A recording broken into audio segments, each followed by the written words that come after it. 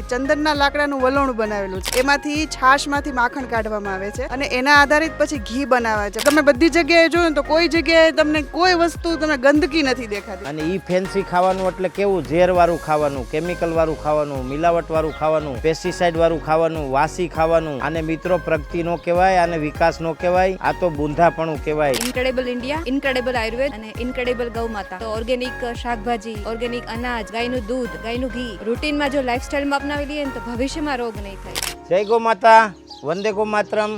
મિત્રો, ગાય, ગામડું ને ખેતી, હું અવારનવાર કહેતો હોઉં કે દુનિયા ગમે એટલી સ્માર્ટ થઈ જાય, ઓવર સ્માર્ટ થઈ જાય, ટ્રિપલ સ્માર્ટ થઈ જાય, પણ ગાય, ગામડું અને ખેતી માનવ સભ્યતાની પ્રથમ જરૂરિયાત છે.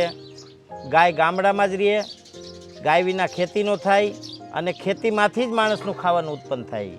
તો એવો સરસ મજાનો અનુભવ આજ અમારે ત્યાં અમદાવાદ કોલેજના પ્રોફેસર બેન અને આયુર્વેદના ચાહક ભાવનગરથી બેન, નામ તો બધાનું મને નથી આવડતું, પણ એવા સરસ મિત્રો અમને ગોતતા ગોતતા આવ્યા છે અને પાછા માખણ લેવા આવ્યા છે. એટલે મને તો એવું લાગ્યું કે આ બેનને કંઈ ખબર નહીં પડતી હોય કે શું હોય છે આ માખણને એને શું કરવું હોય છે એમ.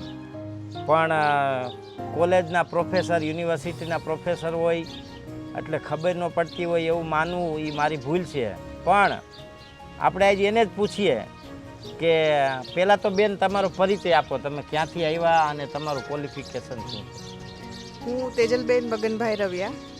આમ તો અમે ભાવનગરના વતની છીએ, પણ મારી નોકરી છે અમદાવાદની બાજુમાં બાયડ ગામ આવેલું છે, એ મુકામે હું કરું છું. પણ વર્ષોથી મારા ફાધર પણ ખેતી સાથે જોડાયેલા, એટલે અમને એટલીસ્ટ આ જે ખેતી અને ગાય અને ગામડું એના વિશે પરિચય તો હતો જ તે, પણ પહેલેથી જ સંસ્કાર એવા હતા કે આયુર્વેદની જે દવાઓ છે કે એનું કેટલું મહત્ત્વ છે, ગાયના ઘીનું, એ પણ ખબર હતી. એટલા માટે અવારનવાર આયુર્વેદિક સંસ્થાઓની મુલાકાત તો પણ લીધેલી છે. પણ સાથે સાથે યુટ્યુબમાં સર્ચ કરતાં આ જે ગૌ જતન સંસ્થાન ગોંડલ ખાતે જે આવેલી છે એના ઘણા બધા વિડીયો જોયેલા. પછી જોતા જોતા ખબર પડી કે અહીંયા પણ એક ગાયની જે સેવા કરવામાં આવે છે ખરેખર સાચા અર્થની અંદર.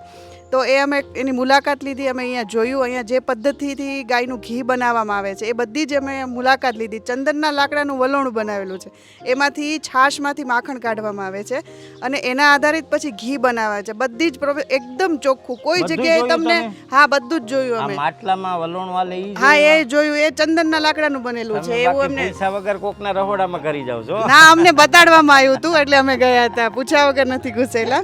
એટલે ખૂબ જ સુંદર જગ્યાએ છે, બરાબર, અને એકદમ ચોખ્ખાઈ છે.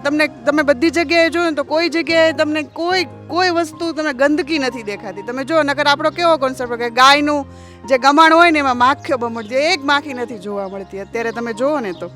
એટલે જો કે ચોખ્ખું ગાયનું ઘી, માખણ, અને સાથે સાથે આયુર્વેદિકનું પંચકર્મ સેન્ટર પણ અહીંયા અવેલેબલ છે. અને એની સાથે સાથે આનંદની વાત તો કે બધી ઔષધિઓ પણ અહીંયા લગાડેલી છે, બધી ઔષધિઓ પણ છે.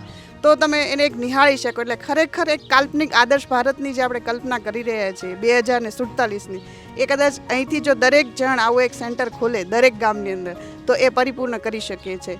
જય ભારત. બહુ સરસ. તો ખાલી એટલું કહીશ કે ઇન્ક્રેડિબલ ઇન્ડિયા, ઇન્ક્રેડિબલ આયુર્વેદ અને ઇન્ક્રેડિબલ ગૌ માતા.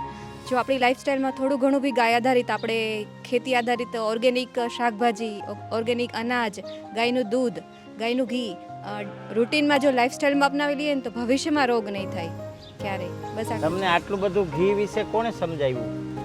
ઘી વિશે તો અહીંયા મને વધારે ડિટેલમાં જાણવા મળ્યું કે આટલું બધું જે ઔષધીય નાખીને ઘીનો ઉપયોગ કરી શકાય. આની પહેલાં તો ખાલી એટલો જ ખ્યાલ હતો કે ઘી છે એ આપણે જમવામાં જે ઉપયોગ કરતા હોઈએ છીએ એ એક જ ઉપયોગ હોય છે, બાકી ઔષધીય એનો ઉપયોગ કરી અને બીજા રોગ બી મટાડી શકાય, અહીંયાથી જાણવા મળ્યું. બહુ સરસ. મિત્રો, ગાય, ગામડું અને ખેતીથી તમે વિચારી લેજો કે આપણા પૂર્વજો, આપણા મૂળ બધાના ગામડા સાથે જોડાયેલા છે. આ તો હવે આને આમ કહીએ તો દુનિયા એમ કે લેટેસ્ટ જમાનો આવી ગયો, પણ મારી ભાષામાં કહી તો બૂંધો જમાનો આવી ગયો છે. જે જ્ઞાનવર્ધક વાત, જ્ઞાનવર્ધક કાર્ય અને ઓજસ્વીતા, તેજસ્વીતા, અસ્મિતા, ચારિત્રવર્ધક આહાર, આ બધું જતું રહ્યું અને આમ ફેન્સી ખાવાનું આવી ગયું એમ કહેવું હોય તો કહેવાય. અને એ ફેન્સી ખાવાનું એટલે કેવું, ઝેરવાળું ખાવાનું, કેમિકલવાળું ખાવાનું, મિલાવટવાળું ખાવાનું, પેસ્ટિસાઇડવાળું ખાવાનું, વાસી ખાવાનું. આને મિત્રો પ્રગતિ ન કહેવાય, આને વિકાસ ન કહેવાય, આ તો બુંધાપણું કહેવાય.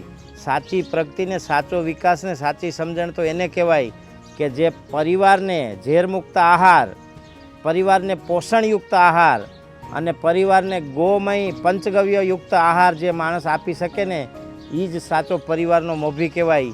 અને આવનારો સમય મિત્રો ભયંકર બીમારીનો આવી રહ્યો છે, જે આપણે આગળ જોયું તો કોરોના. હવે આવી પરિસ્થિતિમાં બચવું હોય તો ગાય, ગામડું અને ખેતી જ બચાવી શકશે. માટે આવા મિત્રોને પણ વંદન, જે અમદાવાદથી ઇન્ટિરિયર ગામમાં 250 કિલોમીટર અને ગાય, ગામડું અને ખેતીનો સમન્વય શોધતા આવે એવા મિત્રો પણ આજે બહુ દુર્લભ છે. માટે આ બહેનોને, બાપુજીને મારા સાક્ષાત દંડવત પ્રણામ. જય ગો માતા, વંદે ગો માતરમ.